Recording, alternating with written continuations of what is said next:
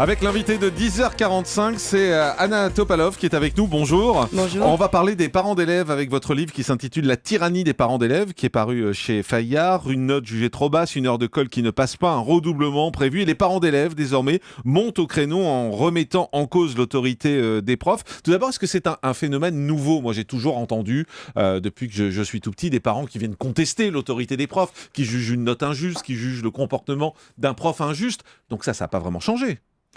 Non, ça n'a pas vraiment changé. Ce qui a beaucoup changé, c'est la réponse de l'institution. C'est qu'avant, on pouvait toujours tenter de contester. Mais aujourd'hui, à la moindre contestation, on obtient ce qu'on souhaite. C'est ça qui a changé. Alors, ce que j'ai découvert, en tout cas dans ce livre, c'est qu'il y avait désormais une mutuelle d'assurance d'enseignants qui a proposé pour la première fois en 2012 un contrat qui offre un soutien financier, juridique et psychologique aux profs en cas d'agression par un parent d'élève, et 55% des profs y ont souscrit.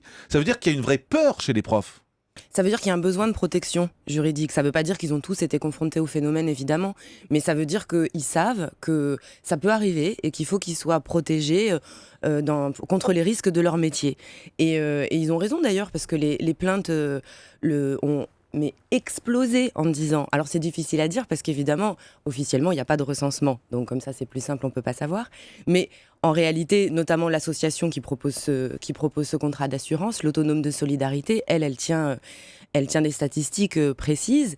Et en l'occurrence, le nombre de plaintes a explosé. Il faut que les enseignants se protègent et puissent se défendre correctement et dignement. Et les plaintes sont... ça va quand même jusqu'aux histoires les plus farfelues. Ouais. Alors on verra ça dans un instant, on va aller au Standard d'Europe 1, on a beaucoup d'appels qui nous arrivent sur ce sujet, mais auparavant, pourquoi est-ce qu'on s'en prend de plus en plus aux profs ? Ça veut dire qu'on ne respecte plus l'autorité quand on est parent ? On ne respecte plus l'autorité du prof ?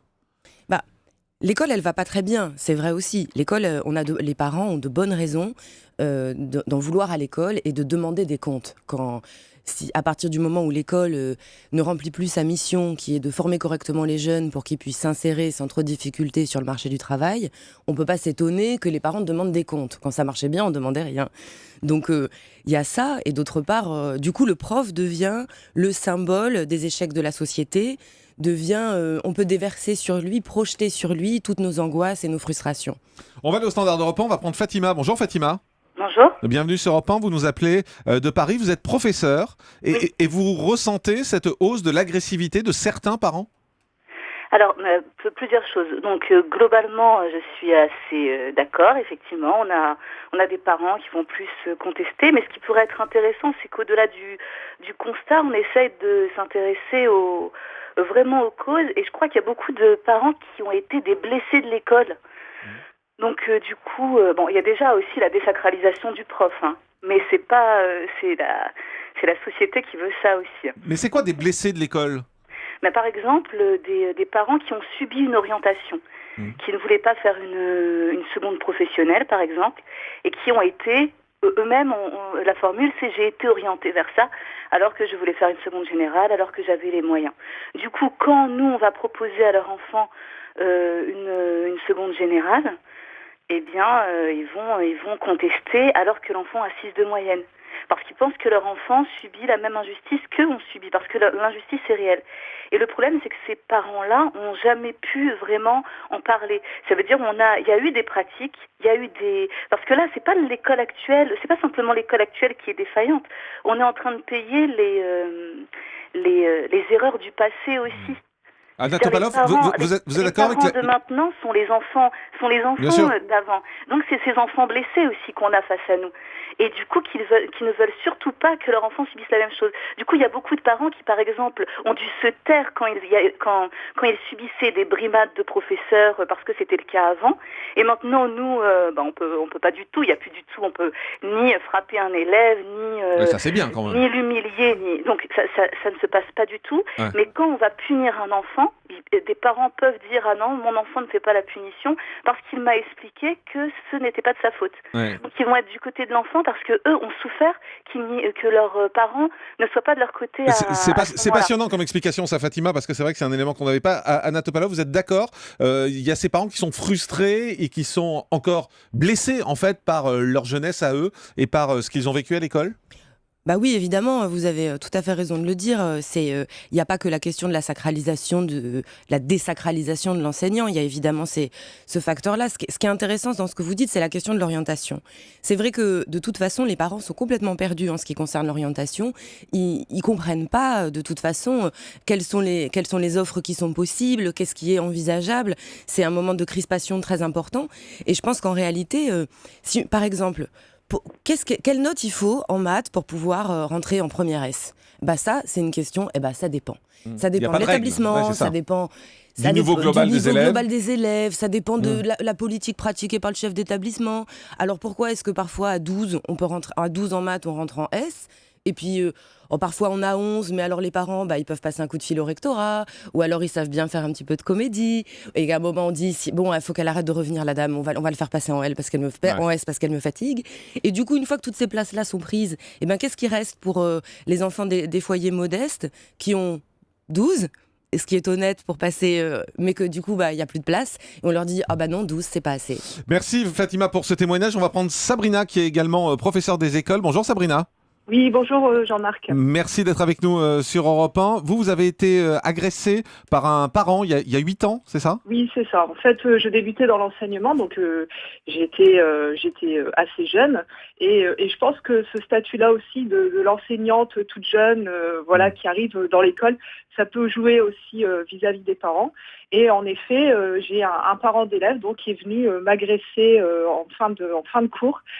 J'étais en cycle 3, donc moi je suis en école primaire. Ouais. Et tout simplement parce que j'avais puni son enfant de 15 minutes de récréation. Mais vous avez été agressé physiquement? Physiquement, non, il m'a pas touché, mais ça a été verbal et il a pointé son doigt sur moi comme une enfant, quoi. C'était vraiment parce que j'avais pas à punir son enfant de récréation, donc je me suis contenue. Enfin, j'ai essayé de pas non plus perdre mes moyens parce que c'était pas évident, forcément. Et en fait, j'ai dédramatisé la situation en lui disant, mais attendez, il a juste été puni de 15 minutes. Il a pas été frappé, il a pas été mis au coin. Il a juste été, il a été assis. Il n'a pas participé, mais c'était juste parce que j'avais eu la force de punir son enfant. Alors après il s'est un peu calmé, mais c'était pas évident au départ. Hein. Et vous nous disiez au Standard d'Europe 1, vous nous disiez aujourd'hui, je trouve que les petits sont de plus en plus agressifs. Oui, en maternelle, c'est vrai que moi je travaille en maternelle en fait maintenant, et ça va faire maintenant quelques années. Et déjà les petits en maternelle sont déjà très agressifs, donc moi ça m'alarme un petit peu parce que je trouve que je suis vraiment moi au début de l'enseignement puisque j'accueille les petits. Effectivement, ils sont déjà agressifs entre eux, et donc nous on est obligé d'intervenir en tant qu'enseignante. Et déjà certains parents viennent contester notre parole. On n'a plus, notre crédibilité vis-à-vis des enfants. C'est vraiment, c'est alarmant, quoi. C'est une notion importante, ce que vous dites, Sabrina. Vous parlez de crédibilité. Anna Topalov, il y a cette crédibilité qui s'est perdue finalement de la part des profs. Mais ce que dit Sabrina est très intéressant parce que c'est particulièrement frappant sur les enseignants qui exercent en maternelle. Parce que en réalité, les parents d'aujourd'hui qui sont parfois très investis et très au courant du développement de l'enfant, qui se sont beaucoup donnés dans la parentalité, ont souvent l'impression que en fait, on obtient le CAPES en accouchant et qu'on est tout à fait capable. Après tout, moi aussi, je sais faire 2+2 et moi aussi, je sais faire des dessins. Et donc, du coup, en tant que parent, je m'estime parfois tout à fait capable de... Au même niveau que la prof. Au même niveau que le prof. Et c'est vrai que c'est particulièrement frappant en maternelle et que, pour le coup, cette forme de violence discrète qui s'appelle le mépris est très, très mal vécue par les enseignants de maternelle puisqu'ils ont souvent l'impression, la remarque qui est... mais pourquoi vous leur faites de la pâte à modeler? C'est nul, ça sert à rien. Eh ben non, la pâte à modeler, ça sert à développer la petite motricité. En fait, ils savent ce qu'ils font pas ça, c'est pas de la garderie. Ils savent beaucoup mieux que nous, les parents, ce que c'est les visées pédagogiques des activités. Et parfois, on a tendance à complètement l'oublier et à leur parler comme si c'était la babysitter à qui on disait fais pas trop de pâte à modeler. Merci Sabrina. On va prendre Armel. Bonjour Armel. Oui, bonjour. Alors, on passe de l'autre côté parce que vous êtes parent d'élèves. Oui. Et vous dites, voilà, j'ai toujours été très active en tant que parent d'élève. Et ça fait 10 ans que je suis parent d'élève de la maternelle. Et là, ma fille est au collège, elle passe en 4e. Et vous sentez cette augmentation de tension du côté des parents?